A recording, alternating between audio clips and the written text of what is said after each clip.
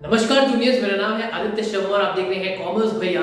And आज मैं आप लोगों को बताने वाला हूँ कि कैसे आप लोग माइक्रो इकोनॉमिक्स के अंदर काफी अच्छे नंबर लेके आ सकते हैं और उसको कैसे पढ़ना है, मतलब कहाँ से आप लोगों को आपका कंटेंट मिलेगा, कैसे प्रिपरेशन करनी है एग्जाम्स के लिए। एग्जाम के लिए अगर 1 से 2 दिन ही हैं आपके पास प्रिपेयर करने के लिए, सो ये बेस्ट वीडियो है जिसको आप देख रहे हैं। शुरू करते हैं इस वीडियो को बिना किसी प्रॉफिट और लॉस के। सबसे पहले हम लोग स्टार्ट करते हैं हमारी यूनिट्स को चेक करना कि कौन कौन सी यूनिट के अंदर क्या क्या टॉपिक दे रखा है, मतलब कौन कौन से ऐसे टॉपिक्स हैं। वैसे तो अगर मैं बात करूं माइक्रो इकोनॉमिक्स के बारे में, तो माइक्रो इकोनॉमिक्स काफी ज्यादा इजी है। अगर आप लोगों ने क्लास 11th के अंदर थोड़ा भी ध्यान दिया होगा तो ये आपको बहुत ज्यादा इजी लगेगी। बट बच्चे क्या करते हैं, इकोनॉमिक्स के अंदर 11th में ध्यान ना देके सीधा 12th में ध्यान देते हैं बोर्ड्स के लिए। सो उस वजह से उन लोगों की माइक्रो इकोनॉमिक्स काफी ज्यादा वीक हो जाती है।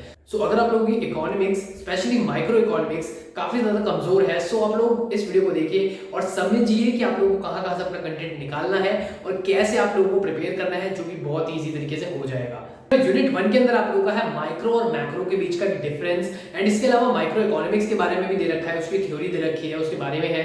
और problems of economy, central problems होती है, what to produce, how to produce, on whom to produce, ये सारी प्रॉब्लम्स होती है। एंड इसी के अलावा कुछ अलग अलग चीजें भी दे रखी है, like applications of economic theories in decision making, marginalism, incrementalism, और मतलब अलग अलग टॉपिक्स और भी हैं छोटे मोटे।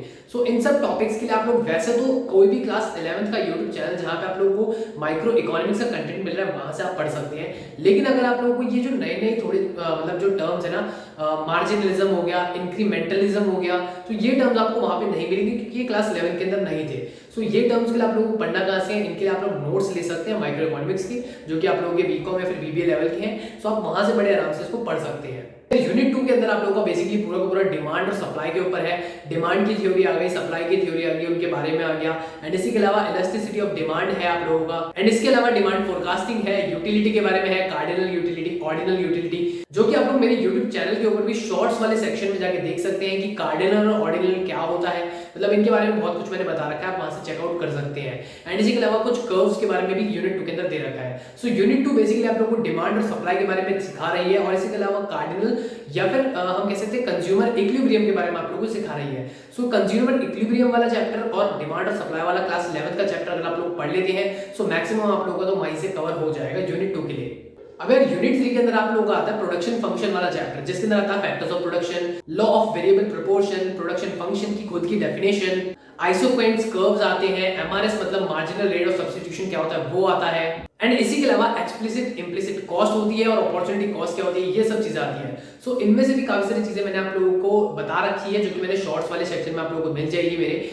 इसके अलावा आप लोगों को अगर ये सब कुछ पढ़ना है तो आप लोग कोई भी क्लास 11th का यूट्यूब चैनल उठाइए जो कि माइक्रो इकोनॉमिक्स पढ़ा रहा है और बहुत ही अच्छे तरीके से पढ़ा रहा है। और एक दो नहीं, माइक्रो इकोनॉमिक्स पढ़ाने वाले बहुत सारे चैनल्स हैं जहां से आप लोग बहुत इजी वे में समझ सकते हैं।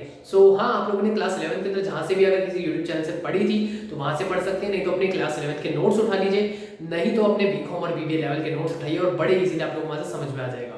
अब यार अगर हम लोग बात करें यूनिट 4 के अंदर क्या आता है, तो यूनिट 4 के अंदर आप लोगों को आता है प्राइस एंड मार्केट के बारे में। डिफरेंट टाइप ऑफ मार्केट्स होती हैं, मोनोपोली मार्केट होती है, ओलिगोपोली मार्केट होती है, इसी के अलावा आप लोगों की परफेक्ट कंपटीशन होता है। सो मोनोपोली के अंदर आप लोगों को पता ही होगा कि क्या होता है, जो कि अभी तक इंडियन रेलवेज का था, मोनोपोली थी, मतलब सिर्फ एक ही कंपनी टिकी हुई थी मार्केट के अंदर, उस वाले मतलब हम कह सकते हैं उस इंडस्ट्री के अंदर एक ही पूरी की पूरी कंपनी थी। सो उसको हम मोनोपोली बोलते हैं। इसके अलावा परफेक्ट कॉम्पिटिशन होता है, जो कि एक तरीके से परफेक्ट होता है। और अगर हम लोग बात करें ओलिगोपोली की, वो मोनोपोली से थोड़ा सा डिफरेंट होता है। सो 3 अलग अलग टाइप्स की मार्केट होती है।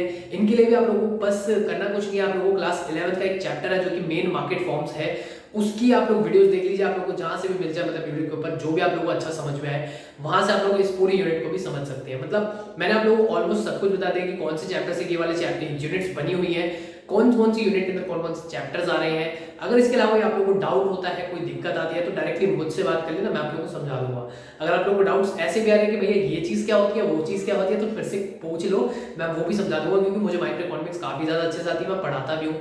बट हाँ, due to very short time मैं नहीं पढ़ा पा रहा अभी यूट्यूब के ऊपर। तो आई होप यार आप लोग माइक्रो इकोनॉमिक्स को काफी ज्यादा अच्छे तरीके से पढ़ लो और आपके मार्क्स जो है वो बहुत ज्यादा अच्छे आए।